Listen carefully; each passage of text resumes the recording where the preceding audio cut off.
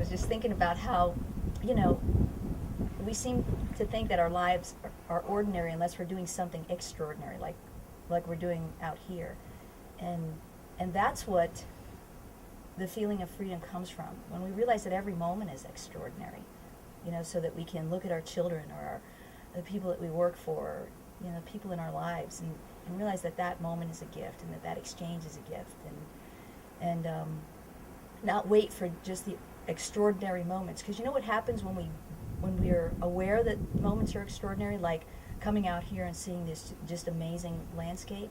What happens is that we're really, really in the moment, and so everything else disappears, and so we're present, and we're not thinking about anything but that feeling of freedom that happens when we're in the present, and really appreciating, like, we're never going to see this moment again. I mean, how many times do we walk through our day realizing that we're never going to see this moment again? Let me just appreciate it, regardless what's going on, whether it's something that seems like it's happy or something that seems like it's sad. Whatever it is, it's an experience in my lifetime, you know, and if it's an experience in my lifetime, then it's extraordinary, because it's a moment that I'll never get back. And it's an exchange, and it's a sharing that I'll never get back. And it's a learning for me, because everything that I'm looking at is a mirror of what's really going on in my own heart and my own soul. And so what is it that I'm seeing? It's me. Thank you for showing me the beauty that I am. Thank you for showing me the sadness that I sometimes am. Thank you for showing me, you know, the sickness that I sometimes am, or the fear that I sometimes have, so that I can learn to overcome those things and remember who I really am, which is anything that I want to be. Anything that I want to be. You know, I know that sometimes we make choices in our lives and then we don't feel free because of the choices that we make. And we think that those choices that we've made in our lives are what's preventing us from being free. And so if freedom really is being in control of one's destiny, then I have to remember that I made those choices, and that I can unmake choices, that I can make new choices. But the truth is, I'm going to always want to unmake my choices when I stop looking at the beauty of the moment, and I start thinking that I am imprisoned by the moment. When I start living in outer referral versus inner referral. These rocks are extraordinary, you know, and sitting in the middle of them makes me feel so small. It could make me feel so small, you know, again, if I were comparing myself with them instead of joining with them and being a part of them, you know. Just being in awe of everything that is, and understanding that I'm a part of everything that is, not separate from it and needing to compare myself to it. Freedom is knowing that I am, you know, this is, and I am with it, and that there's no difference between us, because otherwise it would seem like this is big and I'm small, you know, littleness versus magnitude, like what the Course talks about, you know, where we can never be satisfied with littleness, because we're not little.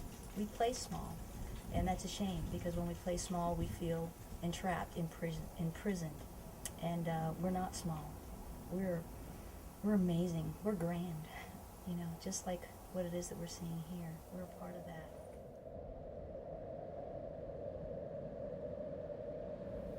So I think safety, you know, you say this is solid, this is wonderful, I feel safe here. It's just surrounded by the strength, you know, of the earth. And I think we seek safety because we don't think it's within us. And it's when we understand that we are a part of this, that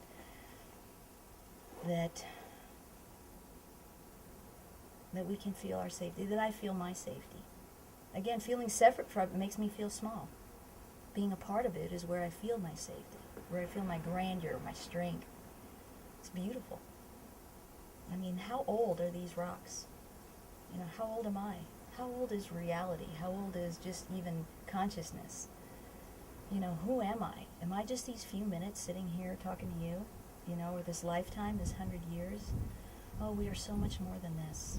We are so much more than this. And to accept that, you know, to accept that we're so much more than this is realizing how amazing we really are. And that's humble. That's humble, because not humble is playing it small, you know, is saying, hey, everything that is, thanks, but I'm not a part of you. You know, I am a part. And so I'm fabulous, and so are you. Freedom is knowing that I am and you are amazing and a part of this magnificent world that we live in, and that we can experience anything that we want to.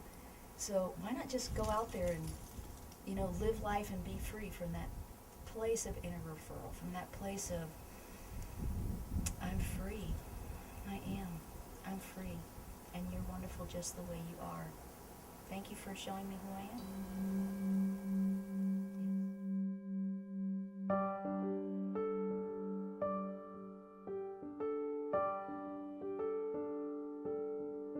We are holy, holy, holy. We are holy, holy, holy. We are holy. The Course is about freedom. It talks about and makes us aware of the lie that the world, tells us. Sinead O'Connor has a fabulous song called "The Healing Room," and it talks about how I have a healing room inside me.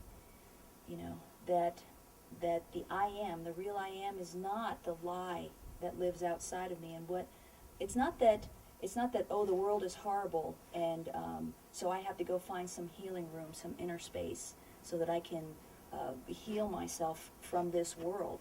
It's that when I think the world is what creates me instead of me creating the world I see, when I think that what happens in the world affects who I am instead of my perception of what's happening in the world determines who I am, or who I believe that I am, then that's a difference between being free or being in prison, or having a world that's horrible that I need to find a healing room to shield myself from, or a healing room that I have that keeps reminding me, an inner space that I have that I can go to replenish my knowing that I'm the projector, I'm the manifester in this world. I am the creator of what I see and how I see it. And so that's why I meditate. That's why I go within, to connect with that knowing, so that I can come back and realize that I'm not at the effect of this world, that I am the creator of the world, and so everything that I see, I can say, what is it that I'm? Open my heart, allow me to see beauty and love. We are surrounding me. I am holy, holy, holy. I am holy, holy, holy. I am holy, holy, holy. I am holy, holy, holy. I am holy, holy, holy. I am holy, holy, holy. I am holy, holy, holy. I am holy, holy, holy. We are holy. Like when I look up here and I see how I'm in this slot canyon and surrounded by this, I could have two perspectives. I could either feel trapped, inside these walls, or I can feel completely hugged by them, and really appreciate how amazing it is here. So which is it going to be? Am I trapped? Should I feel claustrophobic? Or should I recognize how amazing this is? It's all perception. It's all a choice. And for me, today, I feel completely surrounded and in bliss by what I'm surrounded with. I want to live my life from there every moment. There's two ways to look at everything. I can either look at it through the eyes of love or through the eyes of fear. And I choose the eyes of love. You are whole. We are whole.